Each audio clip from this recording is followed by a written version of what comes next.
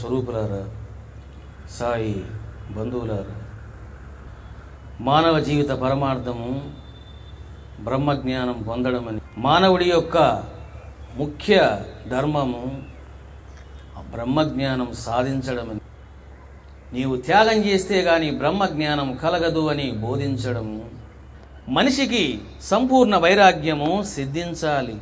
ఎవరైనా బ్రహ్మజ్ఞానం సాధించాలనుకుంటే ఇంతకంటే ఇంకా బోధ దొరకదు వాడు. కాబట్టి బాబా అంటున్నారు, నీకు సంపూర్ణ వైరాగ్యము సిద్ధించాలి. వైరాగ్యము రెండు రకాలుగా ఉంటుంది. ఒకటి ప్రపంచం పట్ల వైరాగ్యము, రెండు దేవుడి పట్ల వైరాగ్యం. ఎక్కడ ఉన్నాడు దేవుడు? ఆ దేవుడు కనపడాలంటే ఎన్నో కష్టాలు పడాలా. దేని పట్ల వైరాగ్యం కలగాలి అనే విషయాన్ని కూడా చెప్తూ ఉన్నారు.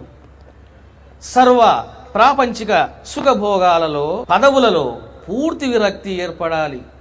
పదవులు కానివ్వండి, కీర్తి కానివ్వండి, what ever that is related to the universal, ఏదైతే ప్రపంచానికి సంబంధించి ఉన్నదో దాని పట్ల నీవు పూర్తి విరాగాన్ని పొందాలి అని బాబా వారు చెబుతూ ఉన్నారు. ఇప్పుడు వైరాగ్యము అంటే ఏమిటి అని అంటే విరాగము. విరాగం అంటే ఏమిటి అని అంటే ఇదిగో అనురాగం లేకపోవడం, ఆసక్తి లేకపోవడం. అలాంటి సంపూర్ణ విరక్తుడు మాత్రమే బ్రహ్మజ్ఞానానికి యోగ్యుడు. కాబట్టి ఎవరైతే బ్రహ్మజ్ఞానం కావాలి అని కోరుకుంటారో వాళ్లకు పూర్ణ వైరాగ్యం సిద్ధించాలి అంటున్నారు బాబా వారు. కానీ ఏమిటి సాధన అని అంటే బాబా చెబుతూ ఉన్నారు, నీ సాధన ఏమిటో తెలుసునా? నువ్వు ముందు వైరాగ్యాన్ని తయారు చేసుకో. ఈ ప్రపంచం పట్ల కానీ, ఈ ప్రపంచం పట్ల ఉన్నటువంటి విషయాల పట్ల కానీ నీకు ఎలాంటి ఆసక్తి ఉండకూడదు. నీకు ఎలాంటి సుఖ స్పర్శ ఆసక్తి ఉండకూడదు. అప్పుడు మాత్రమే నీవు బ్రహ్మజ్ఞానాన్ని సొంతం చేసుకుంటావు. కడుపు అన్నం అడుగుతుంది, తప్పులేదు. కానీ మనసు ఏమంటుందంటే ఐ వాంట్ టేస్ట్ అంటది. నాకు రుచి కావాలి అంటుంది మనస్సు. దాని పట్ల విరక్తి కావాలి అంటున్నారు బాబా వారు. ఇదే జీవిత సంగ్రామం. కాబట్టి దాహం వేస్తే నీళ్లు కావాలి. ఏమండి కొంచెం కోల్డ్ వాటర్ ఇస్తారండి అంటారు. చాలామంది భోగము కామం అంటే ఏమనుకుంటారంటే స్త్రీతో సాంగత్యమే, పురుషుడితో సాంగత్యమే భోగం అనుకుంటూ ఉంటారు. ఇదో మాయ. భోగం అంటే ఏమిటో తెలుసునా? ఈ ప్రపంచములో నీవు దేన్ని కోరుకున్నా అది భోగమే. బాబా అంటున్నారు, దేని పట్ల నీకు అనురక్తి ఉండకూడదు నాయన అంటూ ఉన్నాడు. ఉద్యోగం చేయడం తప్పు లేదు, కానీ ఏం చేస్తాడంటే నాకు ప్రమోషన్ కావాలండి అంటే. చూసారు, ఇదే ఆసక్తి. కొందరి మహాత్ముల జీవితాలు మనం పరిశీలిస్తే మనకు ఆశ్చర్యం కలుగుతుంది. బుద్ధుడు ఎవరు? ఒక రాజు కుమారుడు. సకల భోగాలు, అష్టైశ్వర్యాలు, సకల సంపదలు, ధనకనక వస్తు వాహనాలు సమృద్ధిగా ఉన్నాయి బుద్ధుడి దగ్గర.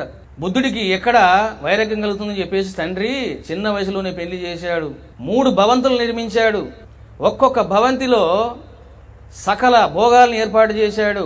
బుద్ధ 7 వారాలలో నీకు ఇష్టం వచ్చిన భవంతికి వెళ్ళు, అక్కడ ఆనందంగా ఉండు అన్నాడు తండ్రి. తెలుసునా? అటువంటి భోగాలు అనుభవించాడు బుద్ధుడు. నేను అనుకోవడము యోగి వేమన కూడా అంతటి భోగాలు అనుభవించలేదు బుద్ధుడిలాగా. కాకపోతే పాపం యోగి వేమన ఎక్స్పోజ్ అయ్యాడు, బుద్ధుడు కాలే. కానీ విషయం ఏమిటి అని అంటే వేమన కంటే కూడా అపారమైనటువంటి భోగాలను చవి చూసినటువంటి వాడు ఈ యొక్క బుద్ధుడు. మరి ఏం జరిగింది? అర్ధరాత్రి రాజ్యాన్ని, సుఖాలను, భార్యను, కొడుకును, తల్లిదండ్రులను, ఆప్తులను, మిత్రులను అందరినీ విడిచిపెట్టి తాను ఒక గుర్రం వేసుకొని గుర్రం మీద ప్రయాణమయ్యాడు బుద్ధుడు. దేనికోసం? అసలు నిజంగా భగవంతుడు ఉన్నాడా లేదా? ఆ భగవంతుడు ఉంటే ఎలా ఉన్నాడు నేను దర్శించాలి. వైరాగ్యం అంటే ఎలా ఉంటుంది అంటే ఇదిగో ఈ బుద్ధుడిలాగా ఉంటుంది. దాన్ని పూర్తి వైరాగ్యము అని అంటారు. నువ్వు అందంగా ఇల్లు కట్టుకోవచ్చు, కానీ నీ కేర్ ఆఫ్ అడ్రస్ ఎక్కడ? శ్మశానం. కన్న కొడుకే నీ దేహము నాకు అవసరము లేదు అంటూ ఉన్నాడు.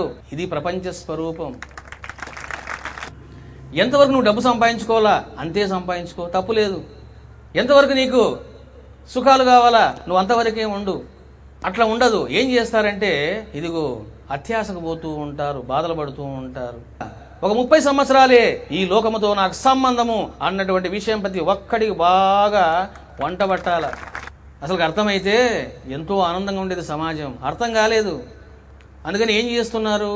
ఇదిగో రాగద్వేషాలు, కుతంత్రాలు, అసత్యవచనాలు, అహంకారాలు, మమకారాలు, లోభాలు, ఈర్ష్యా ద్వేషాలు ఇవన్నీ తాండవం చేస్తూ ఉన్నాయి.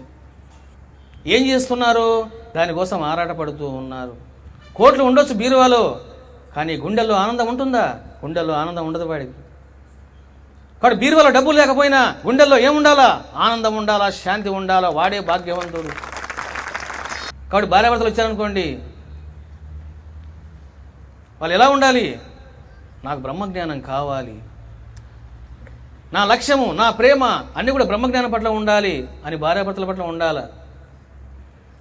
అంతేగాని నీ భార్యను నువ్వు ఎంతగా ప్రేమిస్తున్నావు, నీ భర్తను నువ్వు ఎంతగా ప్రేమిస్తున్నావు, ఎందుకయ్యా? నిమిత్త మాత్రంగా ఉండండి. సంసారంలో ఏ సుఖాలు ఉన్నాయో అవన్నీ కూడా అనుభవించండి, తప్పు లేదు. అంతేగాని సంగత్వము, మోహాలు వద్దు. నీవు ఎంతగా సాయిని ప్రేమిస్తున్నావు, నేను ఎంతగా ప్రేమిస్తున్నాను అని భార్యాభర్తలు పోటీ పడాలా మహాత్ముడి కోసం. అప్పుడు జీవితము ధన్యమవుతుంది, అహంకారాలు మటుమాయమవుతాయి. కాబట్టి నా కొడుకు నన్ను ప్రేమించాలనుకుంటాడు తండ్రి. I'm saying don't expect that. నా కొడుకు సాయిని ప్రేమిస్తే బాగుంటుంది నువ్వు అనుకో, వాడు సుఖంగా ఉంటాడు, నువ్వు కూడా సుఖంగా ఉంటావు. ఎందుకో తెలుసునా? నీ ప్రేమలకు ఆధారం ఎవడో తెలుసునా? కేంద్రం ఎవరో తెలుసునా? అది కేవలం సిద్ధ గురువు మాత్రమే. ప్రపంచంలోన నీ ప్రేమను పొందేటువంటి హక్కు ఎవరికి ఉన్నది అంటే అది కేవలం గురువుకే ఉన్నది అనే విషయం ముందు ఈ లోకానికి అర్థం కావాలి. ఎందుకో తెలుసునా? ఇదిగో నీ మనసు ఎవరి చుట్టూ తిరగాలి? ఆ పరమాత్మ చుట్టూ తిరగాలి. పరమాత్మకు దగ్గరగా రమించడం. సుఖం వచ్చిందా ఎగరలాడద్దు, దుఃఖం వచ్చిందా కృంగిపోవద్దు. ఏ విధంగా ఉంటావు? ఆ విధంగా ఉండు. ఆ విధంగా ఉండాలంటే నువ్వు ఏం చేయాలా? ఎప్పుడు నువ్వు ధ్యానం చేస్తావో, ఆ బ్రహ్మానంద పరమసుఖాన్ని ఆస్వాదిస్తూ ఉంటావో అప్పుడు నీకు ఈ శక్తి వస్తుంది. కాబట్టి గురువు ఏం చెప్పాడు దాన్ని ఆచరించాల. బాబా ఏమన్నారు? ఎవరైనా 10 మాటలు మాట్లాడితే నువ్వు ఒక్క మాట మాట్లాడు అన్నాడు. దీన్ని శ్రద్ధ అంటారు. ఏం చేయాలా? దీన్ని ఆచరించాల. మొట్టమొదటిది ఏమిటి? వివేకము. రెండవది వైరాగ్యము. మూడవది ముముక్షత్వము. నాలుగవది మనోనిగ్రహము. తర్వాత ఇంద్రియ నిగ్రహము. తర్వాత ఉపరతి, తితీక్ష, శ్రద్ధ, సమాధానం. ఈ 9 ఉండాలి. ఎప్పుడైతే ఈ 9 నీకు ఉంటాయో అప్పుడు నిన్ను ఉత్తమాధికారి అని అంటారు. అంటే ఇంకా బాబా అనుకుంటాడు వీడు రెడీగా ఉన్నాడు, ఇక వీడికి నేను బ్రహ్మజ్ఞానాన్ని ప్రసాదించాలి అనుకుంటారు బాబా వారు. నీవు పండై ఉంటే నేను తుమ్మదలాగా నీ దగ్గరకు వస్తాను అంటారు బాబావారు. ఇప్పుడైతే నీవు అర్హతను కలిగి ఉంటావో గురువును అడగవలసిన పనే లేదు అంటున్నా నేను. Fraction of seconds the guru will enter. బాబా అంటున్నారు, నాయన ఉత్తమాధికారులైన సాధకులది విహంగమ మార్గం. విహంగమం అంటే ఇదిగో ఫ్లైట్. ఏ సంపత్తి అయితే కావాలి ఉండాలి అని నేను చెబుతూ ఉన్నానో అటువంటి త్యాగము వైరాగ్యము కనుక నీ దగ్గర ఉన్నాయి అని అంటే నిన్ను క్షణాలలో నేను సమాధిలోకి పంపిస్తాను అని బాబావారు చెబుతూ ఉన్నారు. చూసారా, లోకములో 2 రకాల సాంప్రదాయాలు ఉంటాయి. ఒకటి సిద్ధ గురువులు, రెండవది సాంప్రదాయ గురువులు. సిద్ధ గురువులు అంటే ఏమిటి అని అంటే లేదు బోధించారు, అన్ని చేతలే. కాబట్టి షిరిడి సాయిబాబా, రమణ మహర్షి, రామకృష్ణ పరమహంస వీళ్ళంతా కూడా ఎవరు అని అంటే సిద్ధ గురువులు. ఇక రకరకాల సన్యాసులు, స్వాములు వీళ్ళంతా ఉంటారు. మరి వీళ్ళంతా ఎవరు అని అంటే సాంప్రదాయక గురువులు. సిద్ధ గురువుల దగ్గర ఏముంటుంది అని అంటే ఒక అద్భుతమైనటువంటి సిద్ధులు వాళ్ళకు ఉంటాయి. అంటే పక్కవాడికి గనక శిష్యుడికి గనక అర్హత ఉన్నదా, గురువుకు గనక ప్రేమ ఉన్నదా, ఖతం వాడు. ఇంకా గురువుకు ప్రేమ ఉండాలి, శిష్యుడికి అర్హత ఉండాలి. ఈ 2 గనక ఎప్పుడు కోయిన్సైడ్ అవుతాయో ఏం జరుగుతుందంటే వాడు సమాధిలోకి ఎగిరిపోతాడు. ఆత్మోపదేశం